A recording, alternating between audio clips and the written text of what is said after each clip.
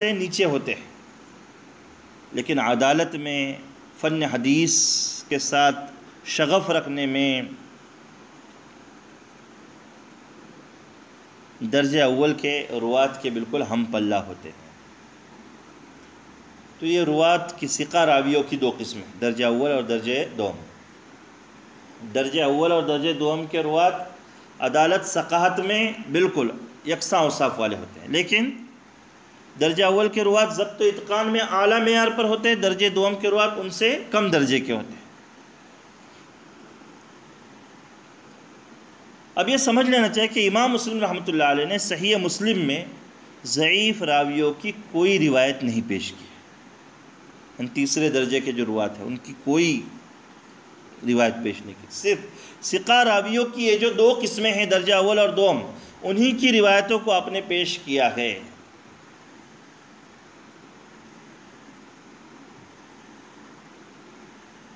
تو آپ سمجھ لیں کہ اگر کسی مسئلے میں، کسی باب میں درجہ اول اور دوم دونوں قسموں کے راویوں کی روایتیں موجود ہوتی ہیں تو امام مسلم رحمۃ اللہ علیہ اصول میں درجہ اول کے راویوں کی روایتوں کو پیش کرتے ہیں، پھر متابعات اور شواہد میں درجہ دوم کے راویوں کی حدیثوں کو پیش کرتے ہیں۔ متابعات اور شواہد دیکھیے، تابع کہتے ہیں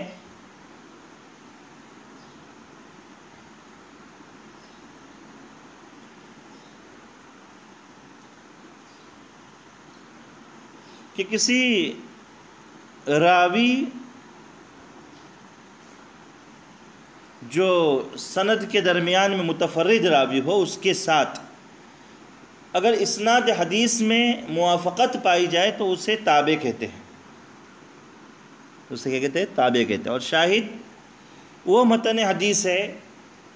جو کسی فرد کے متن کے موافق ہے، خواہ لفظاً یا معنی، دونوں طرح موافق ہو یا صرف معنی موافق ہو تو اسے شاہد کہا جاتا ہے۔ تو متابعات اور شواہد کے طور پر لاتے ہیں۔ البتہ اگر کسی مسئلے میں صرف درجہ دوم کے راویوں کی روایتیں ہوتی ہے تو پھر امام مسلم رحمۃ اللہ علیہ انہی کو اصول کے مقام پر رکھتے ہیں، اس لیے کہ وہاں پر درجہ اول کے روات کی حدیثیں نہیں ہیں۔ اصول حدیث کی اصطلاح میں درجہ اول کے جو روات ہیں، جو عدالت و ثقاہت میں بھی اعلیٰ اور ضبط و اتقان میں بھی اعلیٰ، ان کی روایتوں کو صحیح ذاتی کہتے ہیں، اور درجہ دوم کے راویوں کی روایتوں کو، جو عدالت میں تو اعلیٰ ہوتے ہیں لیکن ضبط و اتقان میں ان سے ذرا کم ہوتے ہیں پہلے درجے کے راویوں سے، انہیں حسن لذاتی ہی کہتے ہیں۔ اب صحیح مسلم میں یا تو صحیح روایتیں ہیں یا حسن لذاتی ہی روایتیں ہیں۔ تو اب دوسرے الفاظ میں یہ سمجھ لیجئے کہ اصول کے درجے میں امام مسلم رحمۃ اللہ علیہ صحیح لذاتی ہی احادیث پیش کرتے ہیں، اور تابع اور شاہد میں حسن لذاتی ہی احادیث کو آپ پیش کرتے ہیں۔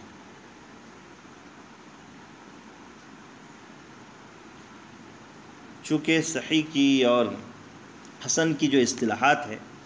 یہ امام مسلم رحمۃ اللہ علیہ کی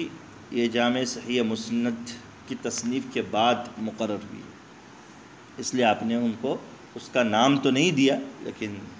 کام تو وہی کیا ہے آپ نے۔ تو اب ترجمہ دیکھیے، فَأَمَّا الْقِسْمُ الْأَوَّلُ، رہی پہلی قسم، فَإِنَّا نَتَوَخَّى، تو ہمارا یہ ارادہ ہے کہ سب سے پہلے ان حدیثوں کو درج کریں جو بنسبت اور روایات کے عیوب سے زیادہ محفوظ اور پاک ہیں،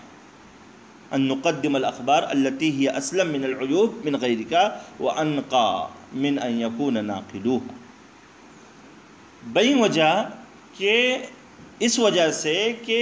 وہ جو حدیثیں ہیں ان کے راوی حدیثوں کو درستگی کے ساتھ بیان بھی کرتے ہیں، اور جن روایات کو وہ نقل کرتے ہیں ان کو اچھی طرح یاد بھی رکھنے والے ہیں، وَإِتْقَانٍ لِمَا نَقَلُوا، یاد رکھنے والے ہیں اپنی نقل کردہ احادیث کو۔ ان کی روایتوں میں بہت زیادہ مخالفت اور حد سے زیادہ خلط ملط، غط ربوط نہیں پایا جاتا۔ ولا تخلیط فاحش، جیسا کہ بہت سے حدیث بیان کرنے والوں میں اس بات کا پتہ چلا ہے اور ان کی مرویات میں، ان کی روایات میں یہ بات ظاہر ہو چکی ہے، ان کی روایات میں یہ بات ظاہر ہو چکی ہے، اس لیے غتربود والا کام نہیں کیا۔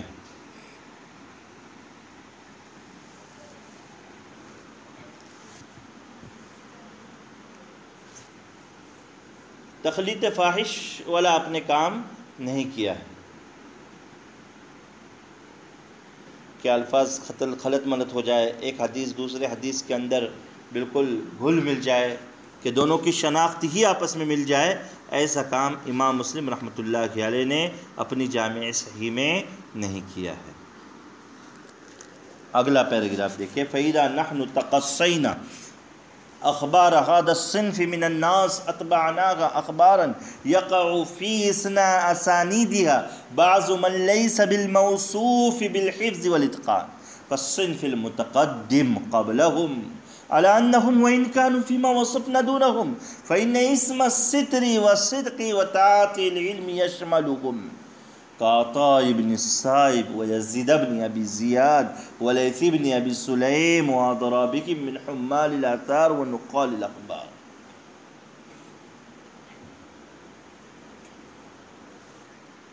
امام مسلم رحمۃ اللہ علیہ فرماتے ہیں کہ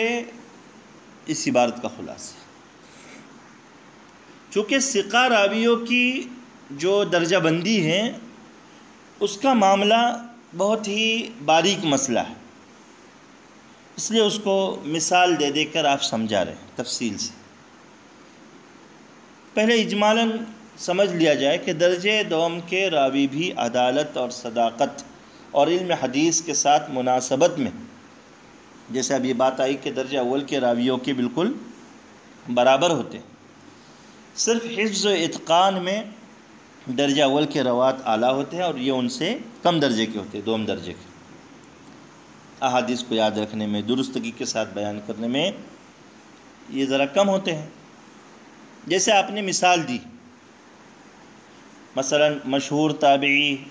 حضرت عطاء ابن سائب ثقفی کوفی رحمۃ اللہ علیہ، جو سن ہجری 136 میں انتقال ہوئے، ثقہ ہے، صحیح بخاری میں ان کی روایت ہے، مگر آخر عمر میں ان کا حافظہ بگڑ گیا تھا، اس لیے ان کو درجہ دوم کا راوی شمار کیا جاتا ہے، عطاء ابن سائب۔ دوسرے ہے یزید بن ابو زیاد کوفی ثقفی ہاشمی، کوفی ہاشمی ثقفی نے 136 ہجری میں انتقال ہوا ہے، ثقہ ہے، صحیح بخاری میں تعلیقاً اور صحیح مسلم اور سنن اربعہ میں اس کی روایتیں موجود ہے، مگر بوڑھاپے میں ان کا بھی حافظہ بگڑ گیا تھا اور وہ تلقین یعنی لقمہ قبول کرنے لگے تھے، اس لیے ان کو بھی درجہ دوم کا راوی کے درجے میں رکھا گیا ہے۔ تیسری مثال ہے لیث بن ابو سلیم، سن ہجری 148 میں انتقال ہوا ہے، معتبر راوی ہے، صحیح بخاری میں تعلیقاً تو صحیح مسلم اور سنن اربعہ میں ان کی روایتیں موجود ہے، آخری عمر میں ان کا بھی حافظہ بگڑ گیا تھا، اس لیے یہ بھی درجہ دوم کے راویوں میں شمار ہوتے ہیں۔ تو یہ مثال دے دے کر امام مسلم رحمۃ اللہ علیہ سمجھا رہے ہیں۔ ترجمہ دیکھیے، پھر جب ہم درجہ اول کے راویوں کی تمام حدیثیں بیان کر چکے ہوں گے، یعنی فارغ ہو جائیں گے، تو اس کے بعد ہم وہ حدیثیں لائیں گے جن کی سندوں میں بعض ایسے راوی آ گئے ہیں جو حفظ و اتقان کے ساتھ اس درجے متصف نہیں ہے جس درجے وہ راوی متصف ہے جن کا سابق میں تذکرہ ہے، یعنی پہلے درجے کے راوی، من لیس بالموصوف بالحفظ والاتقان کالصنف المقدم قبلہ، مگر یہ کہ وَإِن كَانُوا، مگر یہ کہ عَلَىٰ أَنَّهُمْ، مگر یہ کہ یہ بات سن لیجئے، اگرچہ مذکورہ صفات حفظ و اتقان میں پہلے قسم کے روات سے یہ دوسرے درجے کے روات کم درجے کے ہیں، مگر مستوریت یعنی پوشیدہ عیب کوئی راوی میں نہ ہونا، صداقت اور علم حدیث کے ساتھ اشتغال کا ان پر بھی اطلاق ہوتا ہے، ان پر بھی اطلاق ہوتا ہے، جیسے کہ عطا ابن صائب، یزید بن ابو زیاد کوفی، لیث ابن ابو سلیم اور ان جیسے دوسرے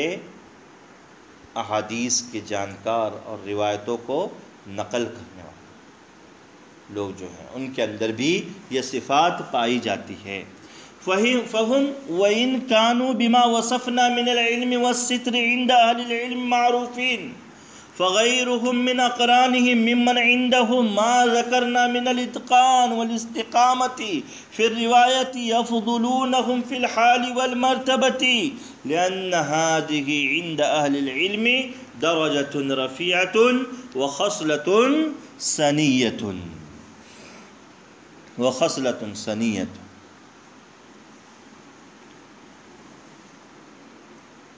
امام مسلم رحمۃ اللہ علیہ فرماتے ہیں کہ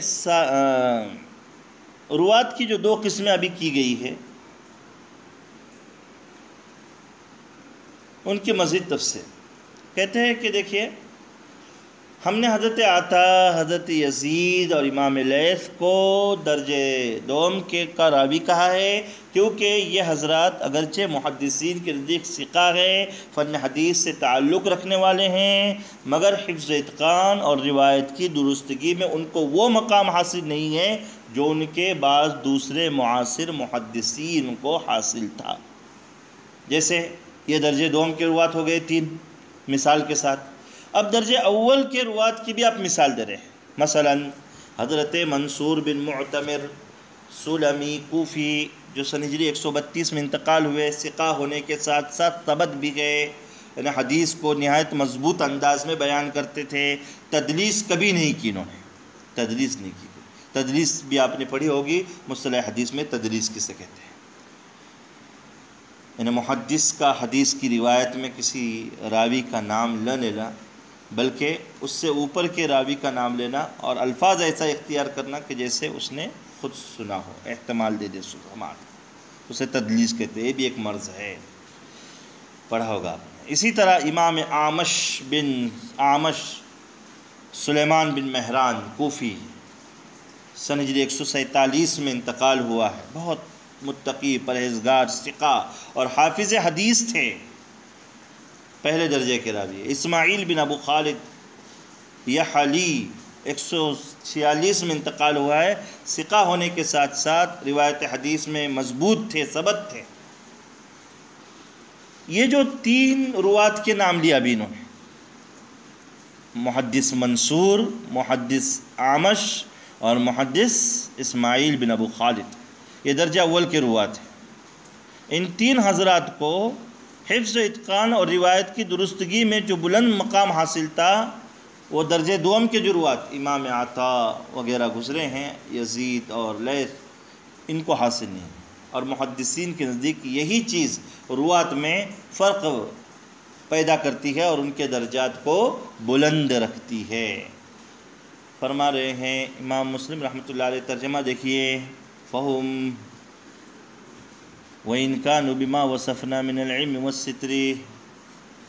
اگرچہ یہ حضرات ائمہ حدیث یعنی محدثین کے نزدیک ان صفات میں جو ہم نے ذکر کی، یعنی علم حدیث کے ساتھ اشتغال میں، عدالت میں مشہور ہیں، مگر ان کے ہم عصر دوسرے روات میں سے جو حفظ و اتقان اور روایت کی درستگی میں اس مرتبے پر ہیں جو ہم نے پہلے ذکر کیا، یعنی پہلے مرتبے پر، ان حضرات یعنی امام عطا، یزید اور لیث سے حالت اور رتبے میں بڑھے ہوئے ہیں، کیونکہ محدثین کے نزدیک یہ جو ہے امام اعمش اور امام منصور وغیرہ، یہ محدثین کے نزدیک حفظ و اتقان ایک بلند رتبہ ہے، ایک بلند رتبہ ہے۔ دیکھیے آگے فرما رہے، الا ترى، کیا آپ نہیں دیکھتے، یعنی اچھی طرح سمجھ لیجئے،